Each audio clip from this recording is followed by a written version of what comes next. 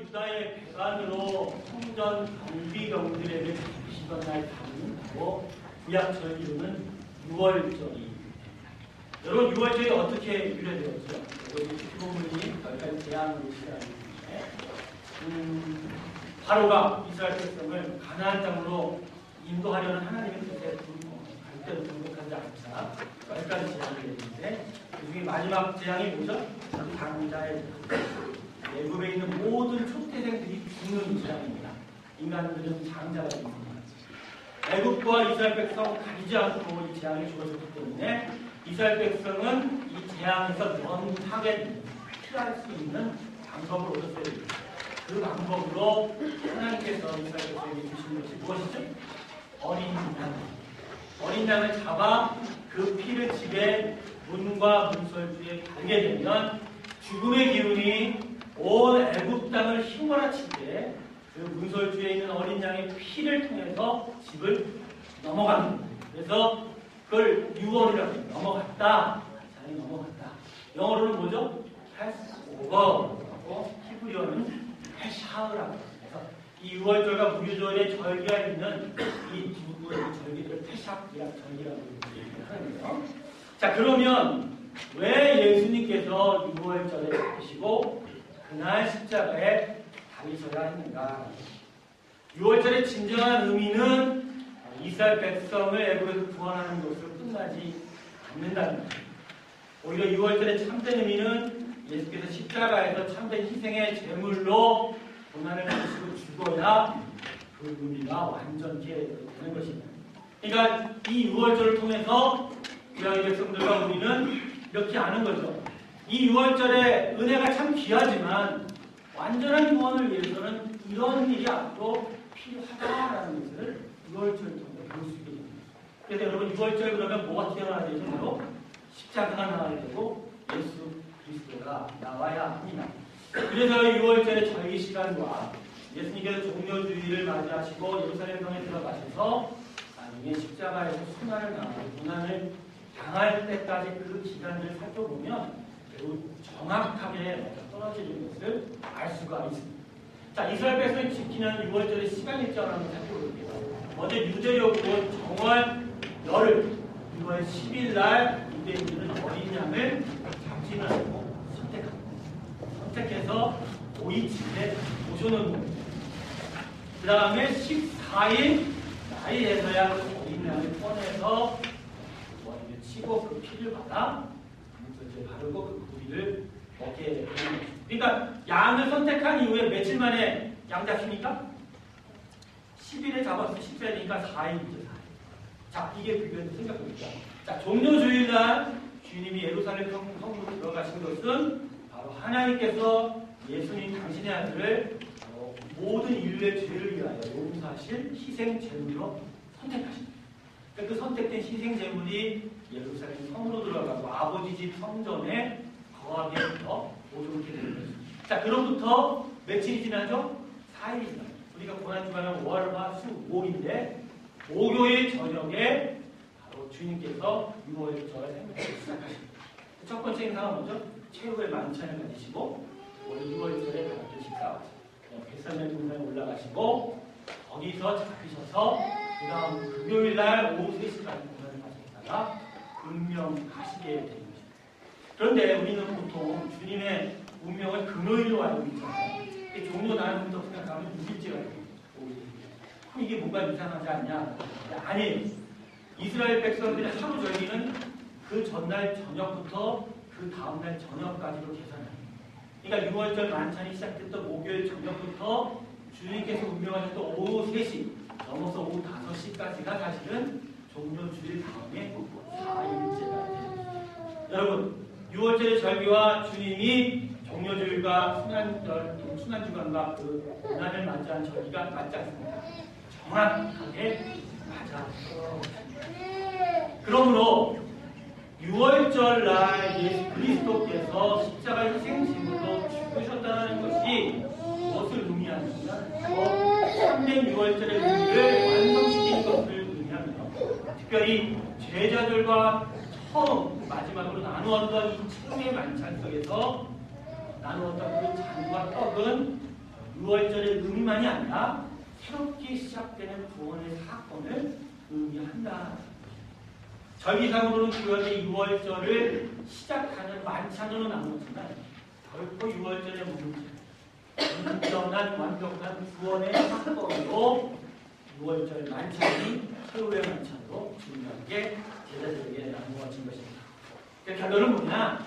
이 최후의 만찬에서 예수님과 제자들이 나누었던 것이 바로 예수 그리스도 안에 있는 우리에게 주어진 축복이다.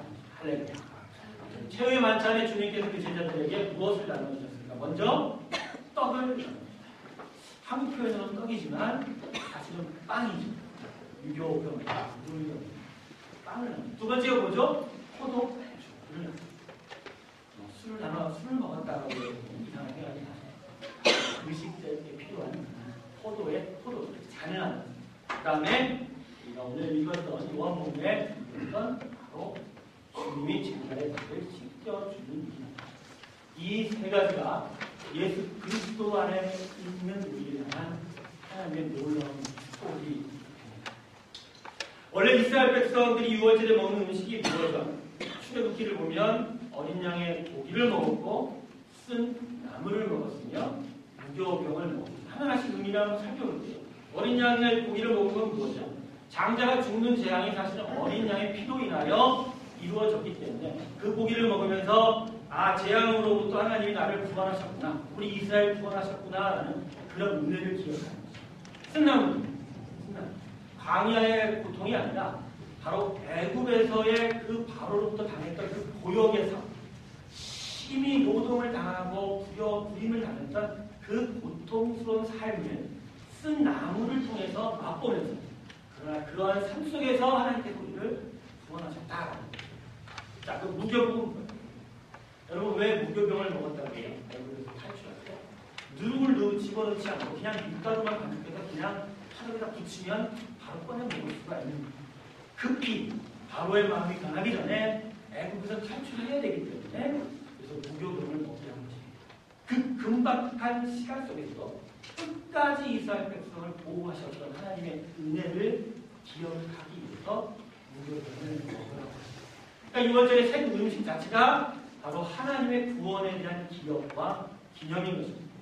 그런데 예수님께서 제자들과 함께 하신 최후의 만찬에서는 기존의 6월절에 식탁에 올려진 음식이 없었습니다.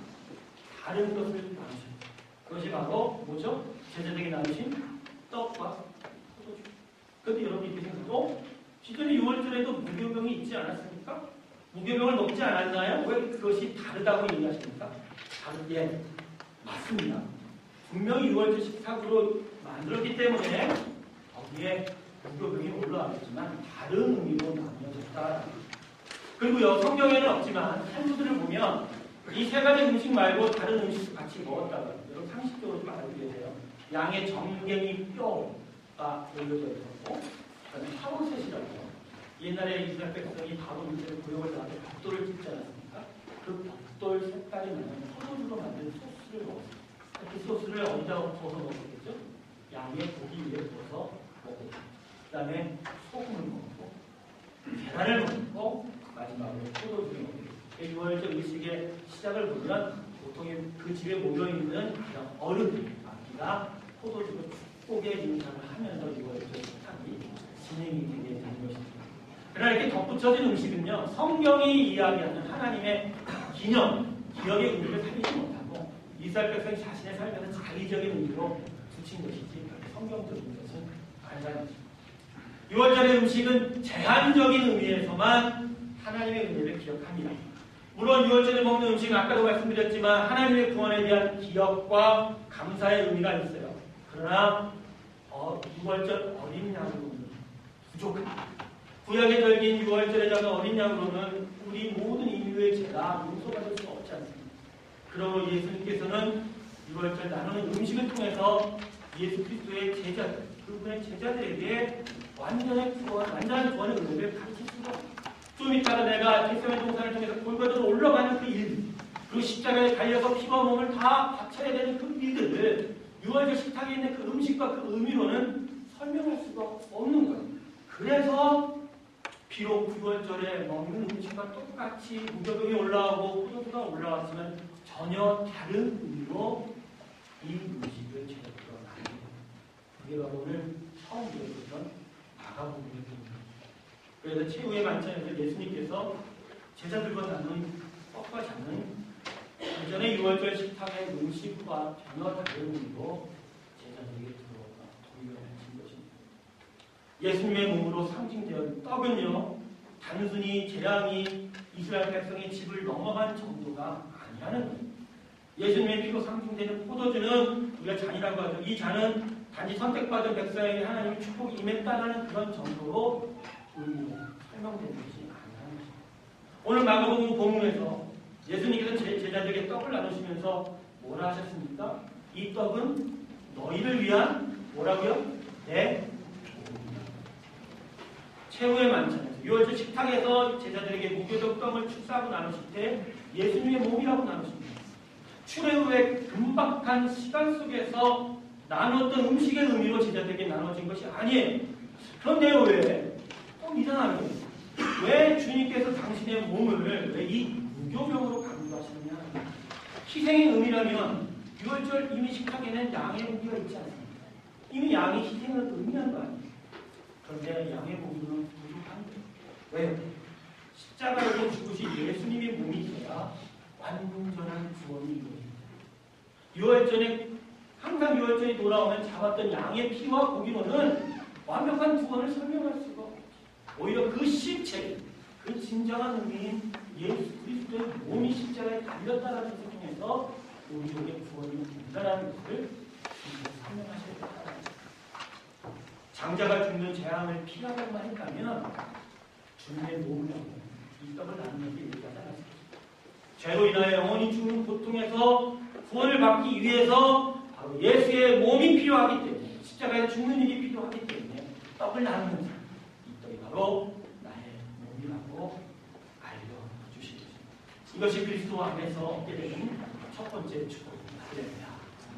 그럼 어떤 축복이냐?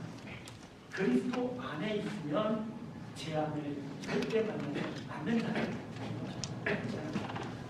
6월절의 어린 양은 바로 죽음의 재앙으로부터 넘어가는 거예요. 죄로 인하여 우리가 이 세상을 살아가면서 받을 수밖에 없는 저주와 재앙은 이제 우리와 상관없다라는 것입니다. 거기에 더하여 저주와 재앙을 피하는 것을 끝나지 아니하고 영원히 산다는 것입니다. 할렐루야. 이 땅에서 끝나는 삶이 아니라 새로운 곳으로 옮겨지고 거기서 영원토록 살게 된다는 것을 그 무교병을 잘라주는 이것이 내 몸이다 라고 가르치면서 말씀해 주십니다. 근데 지금 우리한테 저한테 우리 자신한테 질문하는 것이 있겠죠.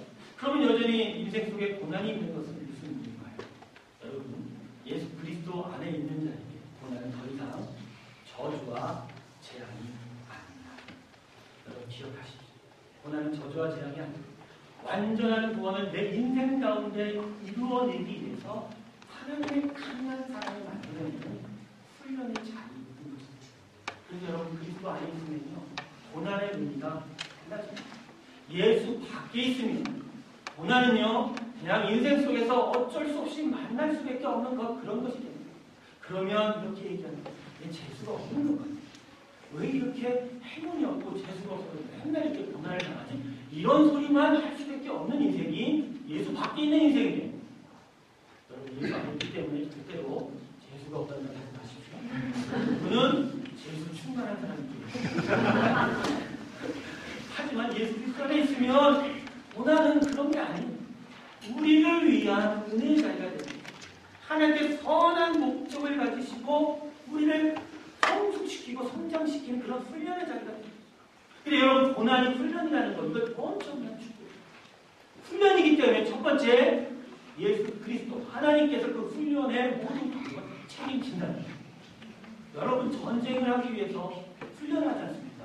전쟁터에서 누구도 책임지지 않지만 영적 분야로 단련되는 훈련자들은 종교가 다 책임집니다. 총 맞지 아니야. 넘어질 수 있어도 치료를 다 해준다는 거예요. 그러니까 하나님께서 우리의 그 고난의 훈련터에서 우리에게 인도하시고 축복하시고 보호하신다는 거예요. 그리고 더 중요한 건 선한 목적으로 주어졌기 때문에 고난이 지나간 후에 반드시 선한 자에게 주어진다는 그러므로 이 그리스도 안에서 얻게 되는 첫 번째 축복이 우리에게 주어지는 것은 바로 우리 삶에 대한 시각을 바꾸어 놓게 됩니다.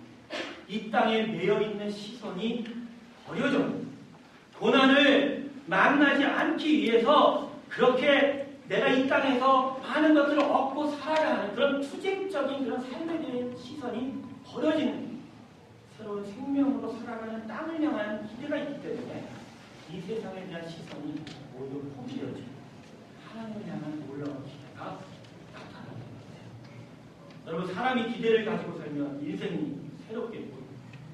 우리가 흔히 여러 가지 인터넷의 기대를 가질 때 우리의 마음이 달라지는 것을 느끼지 않습니다. 하물며 하나님께서 우리를 위해서 영원한 땅을 예비하셨다. 그 영원한 권이 우리에게 주어졌다는 것. 그 기대가 우리는 얼마나 큰 소망과 기대를 가집니다. 여러분 탕자가 집을 나가서 쥐업 열매 만나고 살았어요. 그렇게 힘들고 고통스러운 시간을 보낼 때 그래도 탕자가 자살하지 않냐고 자신의 인생을 포기하지 않은 이유가 무엇입니까? 그의 마음 안에 기대가 있어요. 뭐죠? 아버지의 집이 여전히 있다는 내가 돌아가지.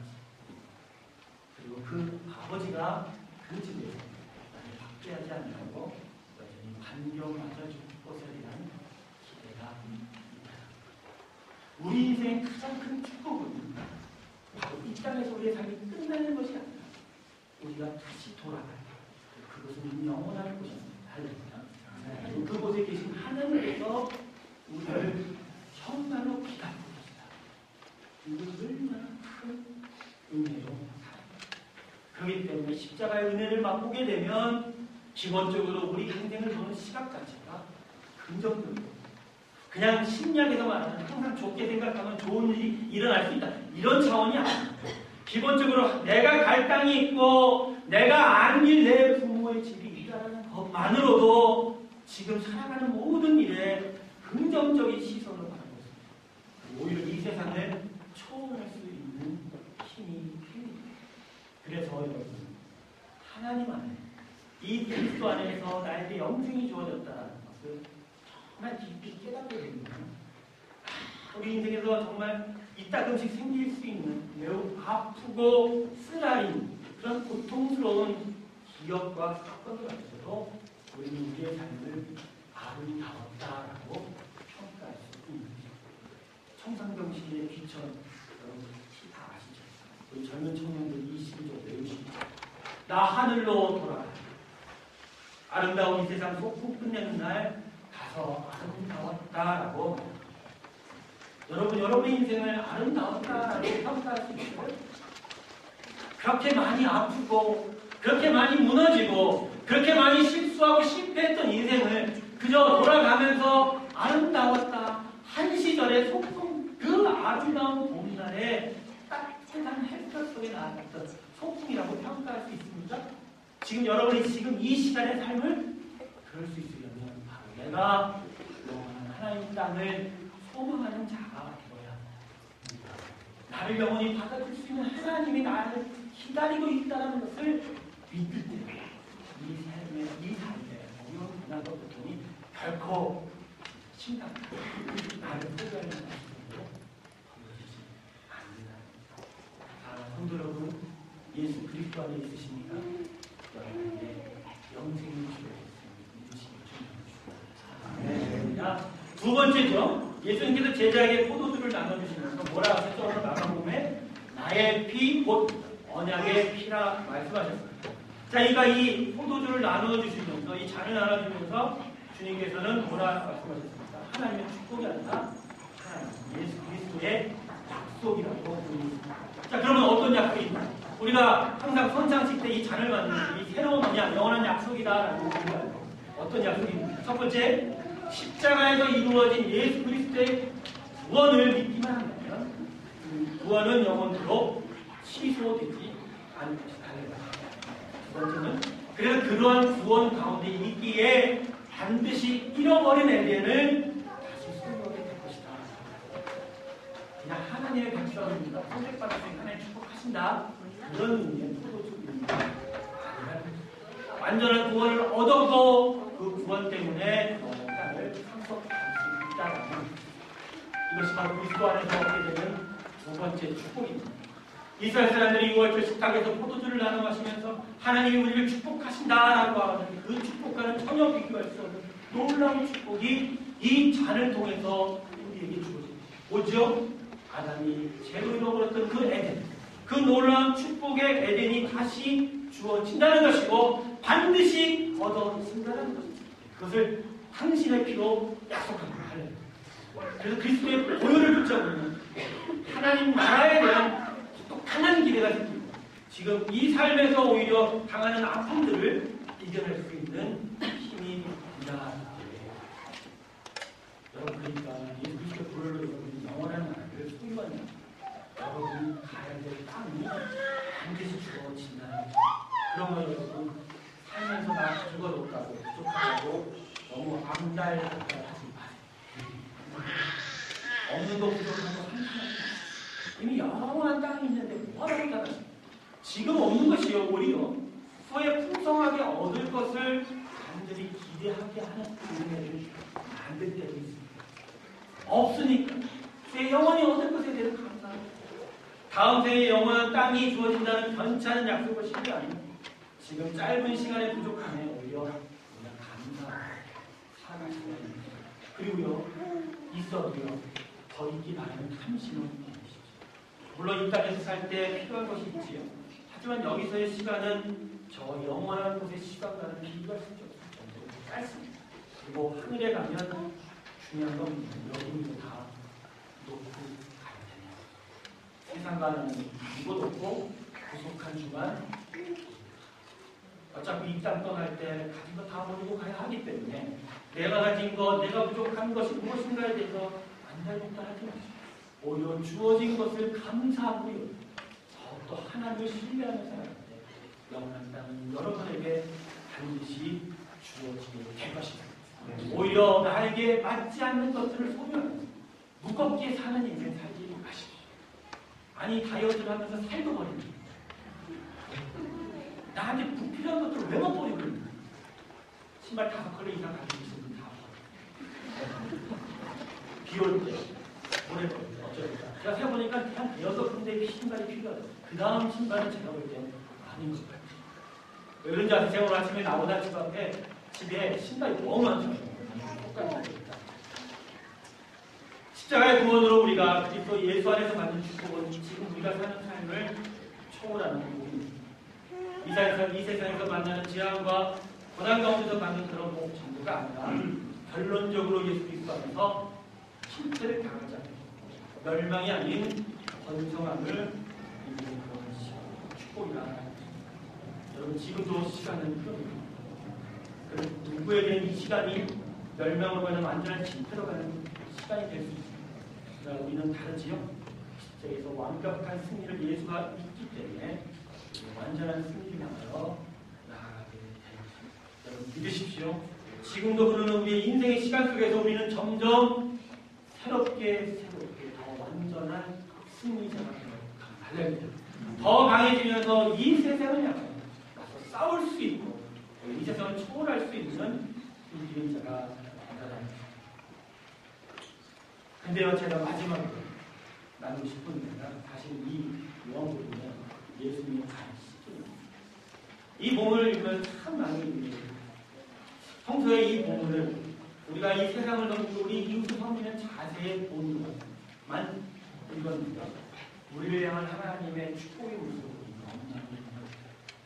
여러분 당시에 사람의 발을 씻어주는 것은 종이 주인에게 중동 지역은 모래가 많고 먼지가 많기 때문에 외출을 하고 돌아오면 발이 너무나 지저분해집니다.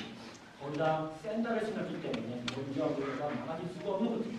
그래서 사람이 집에 외출할 때 돌아오면 그의 종이 가지고 와서 그리고 그의 발을 닦아주게 됩니다. 여러분 그런 점에서 최후의 만찬에서 발 씻겨줘야 될 사람은 사실 예수님이 아니라 누구죠? 제자들이죠. 어떻게 보면 골고다를 향하여 그 험한 발길을 주님의 발을 씻겨줘야 될 사람이 바로 예수, 아니 제자 예수님의 제자들. 그런데 어떻게 꺾이고 제자들의 발을 주님이 씻어주셨나. 이 본문에서 제자들은 주님을 선생님, 라바이라 불렀거나 주인님으로 불렀습니다. 여러분, 예수님은 그냥 선생님이 아니죠. 그냥 주인이 아닙니다. 우리를 지으신 창조자요, 우리를 다스리시는 주권자 하나님이십니다. 하나님께서 지금 인간의 발을 씻겨주고 있습니다. 이게 그리스도 안에 있는 우리를 향한 하나님의 세 번째 축복. 그분이 우리를 왕으로 데려가고 우리는 지금까지 그분이 왕, 우리의 주인이기 때문에 우리가 그분을 왕과 주인으로 섬기고 예배하는 일들을 시켰습니다. 갑자기 체육관천에서 주님이 십자가에 오르시기 전에 제자들에게 가르쳐 주시는 겁니다. 왕이 그 종의 발을 씻어줍니다. 여러분, 어떻게 왕이 종의 발을 씻어줍니까? 어떻게 백성의 발을 왕이 씻어줄까요? 그런데 만왕의 왕이신 그분께서 우리를 주인으로 대하시고 왕으로 대접하시는 거예요. 우리의 발을 씻겨주시는 거예요. 여러분, 이런 은혜가 우리의 삶 가운데 항상 있습니다. 여러분이 죄 가운데 있을 때 여러분을 씻겨주실 것이고, 여러분이 어렵고 힘들고 자기 자신을 포기하고 싶을 때 여러분 앞에 무릎 꿇으시고 여러분의 발을 씻기시면서 너는 나의 사랑하는 아들이라 하고 여러분의 자감을 높여줄 것입니다. 그런 하나님의 놀라운 은혜가 오늘 이 발 씻김을 통해서 그 제자들에게 부탁하셨고 그 주님의 십자가를 통해서 오늘 우리에게 부어주십니다. 그러므로 우리는 하나님의 백성이 돼 왕이 마음 덮고 부려먹는 백성이 아니라 주님이 손수 발을 씻겨주는 것입니다. 우리는 그냥 아들이 아니라 딸이 아니라 그 아버지가 무릎을 꿇으면서 발을 씻겨주는 존귀한 잔단. 할렐루야. 여러분, 이 놀라운 하나님의 사랑이 여러분 가운데 있는 것을 믿고 축원합니다. 그러므로 여러분, 세상에 대한 나 자신의 삶에 대해서 존귀한 왕으로 하십시오. 물론 교만하지 마십시오. 그래도 내가 나의 왕이신 하나님으로부터 내가 그렇게 세워졌다는 것입니다. 그러면 여러분은 건강한 자아감을 소유할 수 있습니다. 여러분이 가진 것과 여러분이 얻은 것으로 여러분 스스로를 세우지 마십시오. 하나님이 나를 왕으로 그렇게 세웠다는 거 하나만으로 여러분이 되는 바랍니다. 우리는 건강하게 살아갈 수가 있습니다. 그리고 반대로 우리가 세상을 귀하게 섬길 수가 있습니다. 하나님 우리를 왕으로 대접하시고 그 섬김 안에서 이 세상을 귀하게 섬겨갈 수가 이 귀한 축복을 여러분 기억하시고 보다 더 믿음의 귀한 마음으로 하나님께 나아가신 저와 여러분 되시기를